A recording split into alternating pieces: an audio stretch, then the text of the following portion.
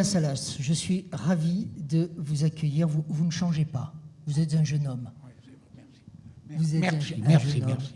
Alors, Jean Lassalas, vous êtes connu pour plein de raisons. Peut-être qu'on va être amené à en parler, mais en tout cas, il y en a une qui est très forte et qui correspond justement au symbole que je voulais mettre en valeur ce soir par rapport à cette dimension de développement durable, celle d'aller aider les populations ailleurs dans le monde, des populations qui en ont besoin, mais les aider dans le temps et pas faire un coup comme ça d'éclat ou un coup médiatique.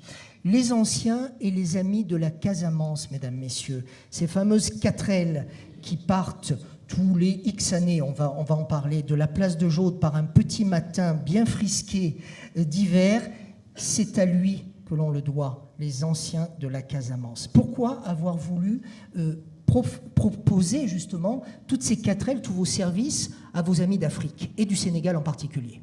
Oui, de la Casamance, même plus particulièrement, oui. Moi, j'ai vécu dans ce pays dans les années 50, ça fait très, très, très longtemps. Et lorsqu'on a créé, avec quelques amis, cette association, on s'est rendu compte qu'il y avait toujours beaucoup de besoins dans ce pays. Et notamment, il manquait de véhicules d'évacuation sanitaire. Là-bas, on les appelle pompeusement des ambulances. Mais on a eu l'idée d'amener d'abord dans une première opération des 4L, justement. Depuis, maintenant, on est au Kangoo, on a des voitures un peu plus modernes, mais ce sont des petites voitures qui restent à proximité du dispensaire en commun, du dispensaire de quartier, et qui permettent justement d'évacuer les personnes malades. Elles ont une véritable utilité, ces voitures. Vous avez commencé, Jean Lassalas, en 1993, mais c'est toujours en fait le même exploit que vous devez réaliser avec vos amis, avec les bénévoles, avec ceux qui s'engagent, avec surtout les voitures qui souffrent parce que les 4L, déjà, il n'en existe plus beaucoup chez nous. Et puis les Kangoo, aujourd'hui, ils souffrent tous de la même manière. 6600 km quand même à travers toute l'Europe, l'Espagne, le Maroc, le Sahara occidental, la Mauritanie, la Gambie, le Sénégal, tout le monde arrive, frais et dispo, j'en sais rien, mais tout le monde arrive 3 semaines plus tard. Racontez-nous une anecdote de voyage. Absolument, oui, ça arrive. On passe effectivement près de 3 semaines sur la route, comme ça. Il y a d'ailleurs des gens qui sont là, qui ont déjà participé à cette aventure. Et pendant 3 semaines, nous sommes complètement autonomes. On embarque à partir d'Olby, puisque c'est Olby la base de cette expédition. Cocorico, Olby, oui. Et on embarque environ 2400 repas. On est complètement autonome tout le long du parcours. Et il est agréable. On parlait de convivialité et de nourriture tout à l'heure. Une potée auvergnate en plein Sahara, vous savez, c'est quelque chose. Vous emmenez la potée auvergnate? Absolument. Ça. On exporte la potée auvergnate. Je comprends. Il y a un côté économique dans notre histoire. Il faut le présenter au pygmée. Je pense que Jean-Yves Berton, vous avez des choses à faire. Écoutez bien, mesdames, messieurs, depuis 1993...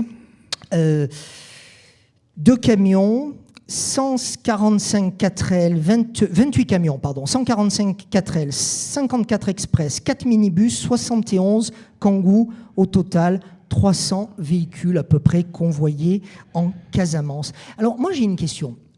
Pourquoi toujours la Casamance? Déjà parce qu'il est difficile de se disperser.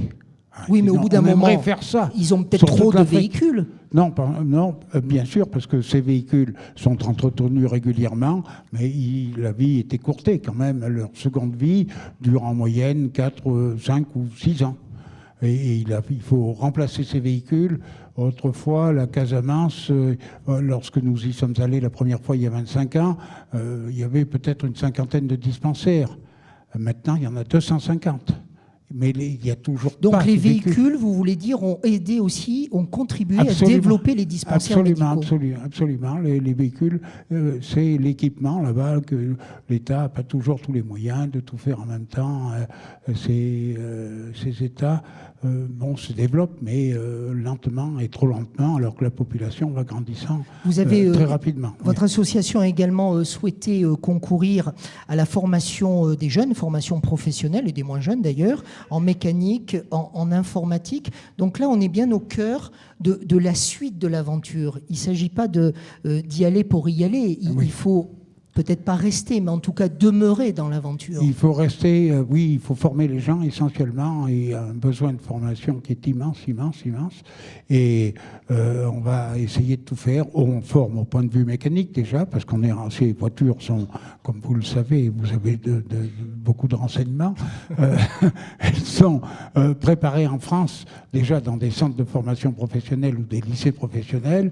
Et là-bas, également des centres de formation professionnelle. Elles servent de matière pédagogique et nous avons des gens qui vont là-bas régulièrement, qui suivent et ces jeunes apprentis qui travaillent sur les voitures et qui entretiennent tous ces véhicules sur place. Et ce qui est intéressant, c'est que dans la fameuse caravane des bénévoles qui viennent, aussi depuis 1993, vous avez des médecins, des dentistes, des infirmières, des aides-soignantes, des personnes aussi du monde médical qui viennent et puis qui forment aussi sur place. Parallèlement, oui, effectivement, ils exercent des missions médicales qui sont là-bas, qui vont passer 2 semaines en général dans des dispensaires isolés et qui travaillent en collaboration étroite avec les infirmiers. Il faut dire qu'au Sénégal, les infirmiers sont très très bien formés. On les appelle docteurs sur place, mais ils sont très très bien formés. Et là, les équipes médicales qui vont là-bas, oui, se complètent en quelque sorte. Jean Lassalas, j'ai une question plus personnelle. Je vous ai reçu il y a quelques années à la télévision dans une émission un peu longue. Nous étions assis tous les deux sur un beau canapé. Oui, et vous vous souvenez et moi, je me souviens d'un moment qui m'a marqué parce qu'on a tous une âme d'enfant en nous. Cet homme, il a passé sa vie à jouer. Il a vendu des jouets. Et il a en fait acheminé les jouets dans les magasins pour que le Père Noël fasse son œuvre le 25 décembre. Est-ce que c'est un... Comment vous êtes passé du jeu à en fait cette aventure avec la Casamance ? Je vous disais que j'ai vécu là-bas, j'ai gardé toujours un bon souvenir. Il n'y a pas un jour où je n'ai pas pensé, dans ma vie professionnelle, il faut construire sa vie quand on revient à 30 ans, quand on a été expatrié là-bas.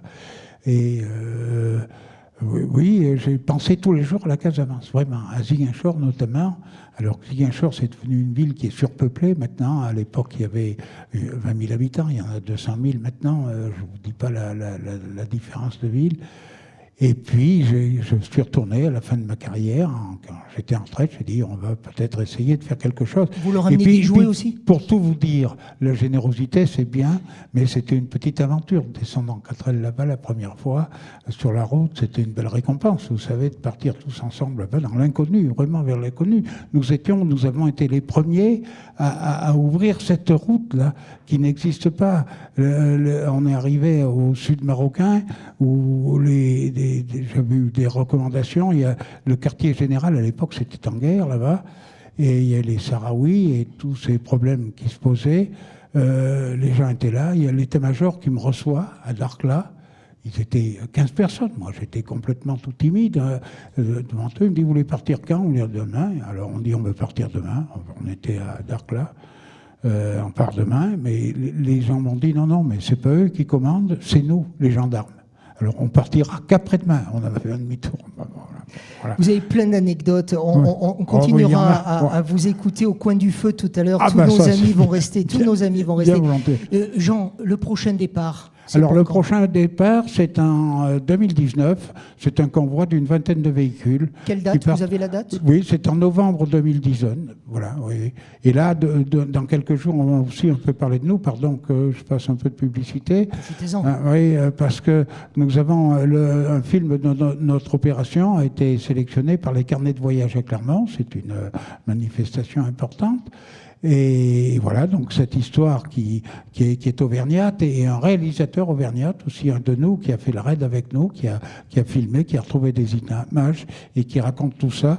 Donc moi j'invite bien sûr toute l'assistance à venir au carnet de voyage samedi prochain. C'est samedi prochain à 10h la présentation de notre film. Tiens, je vais même en profiter pour vous remettre une invitation. Merci. C'est la première fois qu'on me fait le coup. Merci. Je savais qu'avec Jean, ça serait super. Jean Lassalas, mesdames, messieurs. Merci.